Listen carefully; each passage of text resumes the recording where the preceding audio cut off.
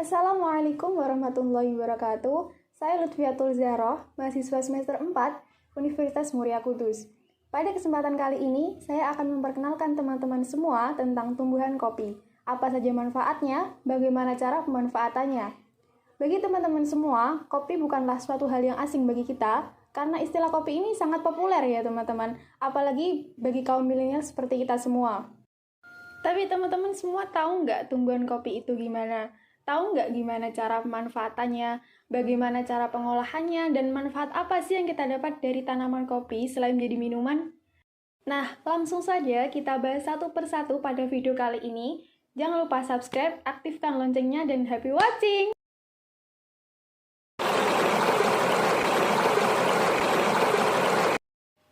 Nah, teman-teman tahu nggak kalau kopi ini merupakan suatu jenis tanaman tropis? Kopi merupakan tanaman perdu yang memiliki batang kokoh dan kuat. Dengan tinggi tanaman yang mencapai 8-12 meter, tanaman kopi ini memiliki sistem perakaran tunggang yang tidak mudah rebah, dengan kedalaman akar utamanya itu kurang lebih 1 meter. Nah, akar lateral tumbuh dan berkembang di permukaan tanah dengan panjang yang dapat mencapai 3-4 meter.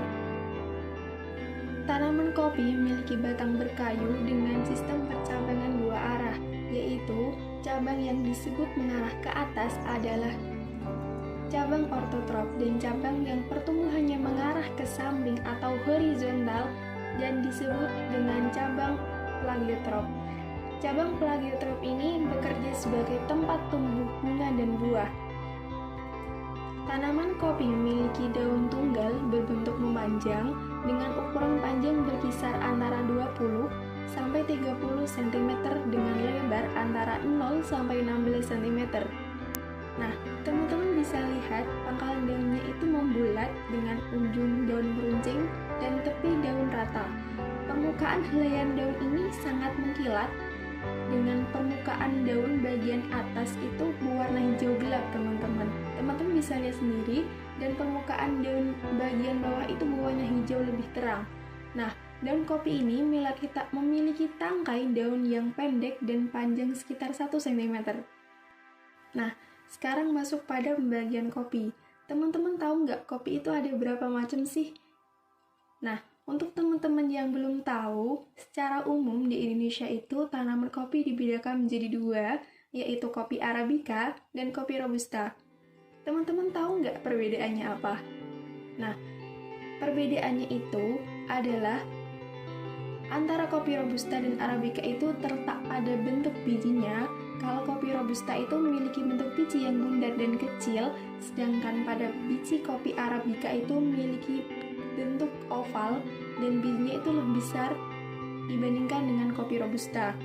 Selain itu, dari bentuk bijinya, perbedaan juga terdapat pada kandungan kafeinnya. Kadar kafein pada biji kopi Arabica sebesar 1,2%, sedangkan biji kopi Robusta itu sebesar 2,2%. Untuk kandungan polifenolnya, yang terdapat pada biji Arabica itu hanya sebesar 6-7% teman-teman, sedangkan dengan biji Robusta itu lebih besar sebanyak 10%. Nah, teman-teman bisa nebak gak yang di video ini itu jenis kopi Arabica atau kopi Robusta? Nah, teman-teman, pada video kali ini yang ada di video ini itu adalah jenis kopi Robusta. Kopi Robusta ini mengandung banyak senyawa aktif seperti kafein, trigonelin, dan asam klorogenat. Kopi juga sumber penting dari polifenol dan flavonoid.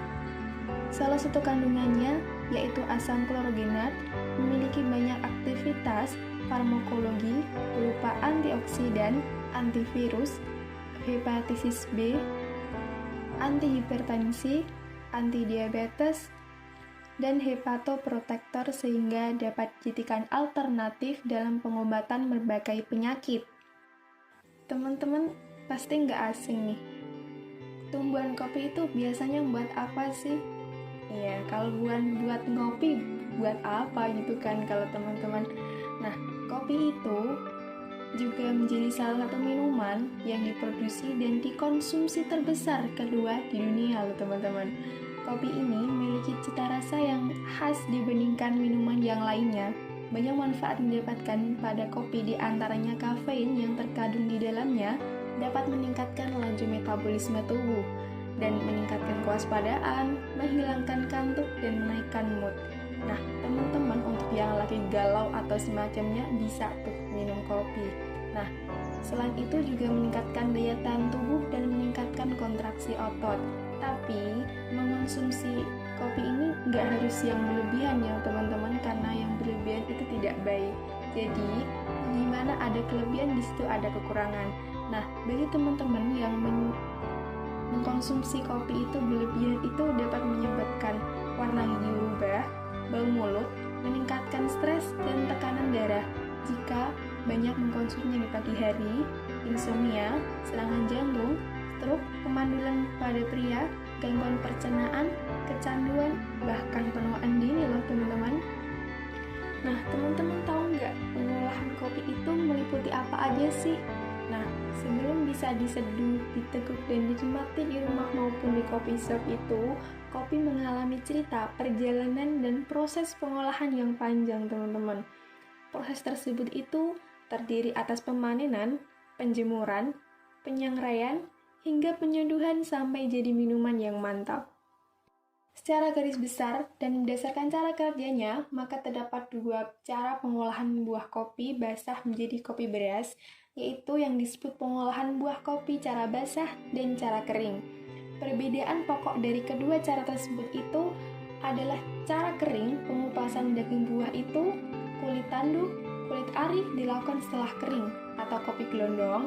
Jadi setelah dipanen itu dijemur, kemudian baru dipisahkan antara daging dengan kulitnya. Sedangkan cara basah itu, pengupasan daging buah dilakukan sewaktu masih basah. Jadi setelah dipanen langsung dipisahkan dari kulitnya. Prosesnya itu seperti digiling, kemudian baru dijemur. Nah, pengolahan cara kering biasanya dilakukan dengan perkebunan kecil atau di perdesaan, karena dapat dilakukan secara peralatan sederhana. Cara pengolahan ini mudah dilakukan karena peralatan sederhana dan lagi pula dapat dilakukan di rumah tangga tani.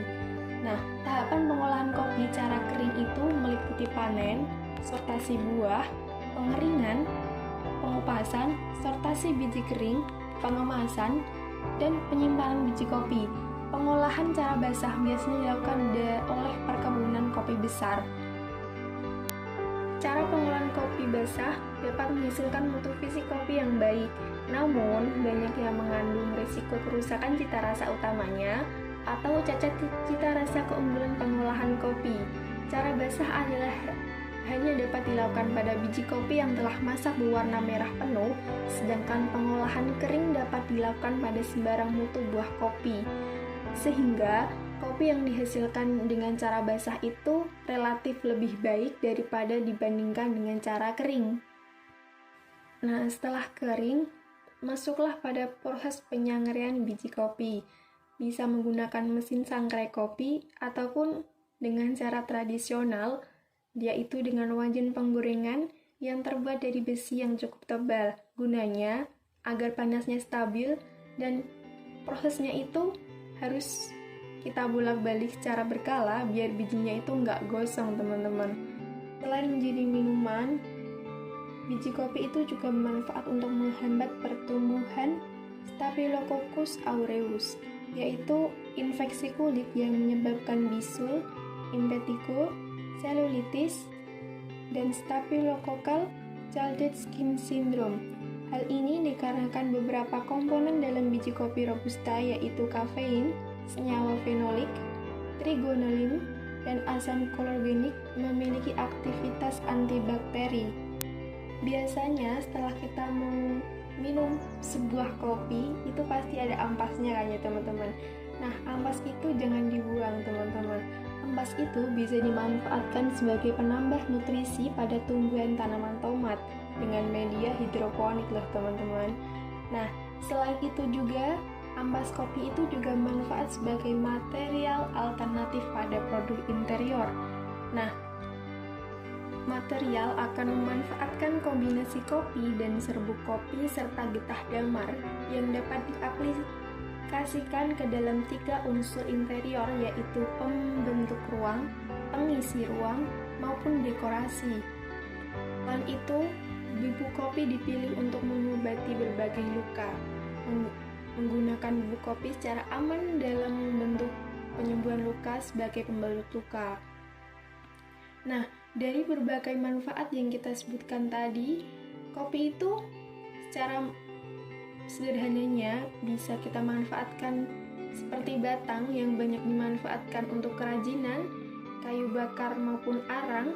Daunnya dapat dimanfaatkan untuk minuman seduh, maupun kulit buah kopi dapat dimanfaatkan untuk pakan ternak serta kompas organik.